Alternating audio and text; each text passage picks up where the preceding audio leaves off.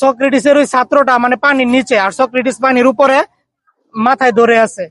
তখন তার ছাত্রটা প্রাণ চেষ্টা করলো যে কিভাবে সে বাঁচতে পারে, কিভাবে সে পানির নিচ থেকে উঠে একটু অক্সিজেন গ্রহণ করতে পারে।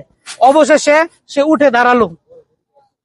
পরে যখন সক্রেটিস তার ছাত্রকে কিনারে নিয়ে গেল, তখন জিজ্ঞেস করলো যে সক্রেটিস তার ছাত্রকে, আমি যখন তোমাকে প্রথম হাঁটু পানিতে, তারপর কোমর পানিতে, তারপর গলা পরিমাণ পানিতে, তারপর তোমাকে যখন আমি মানে মাথা নিচু করে চুবিয়ে ধরলাম, এরপর তোমার ইচ্ছা শক্তি কি ছিল?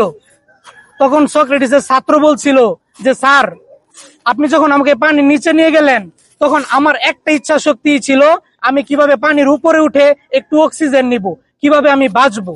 তখন সক্রেটিস বলেছিল যে এটাই হচ্ছে আমি তোমাকে বুঝাতে চাচ্ছি, যে তুমি যদি সফল হতে চাও, তোমার মধ্যে থাকতে হবে প্রবল ইচ্ছা শক্তি। এই ইচ্ছা শক্তি যদি না থাকে, তাহলে তুমি কখনোই সফল হইতে পারবা না।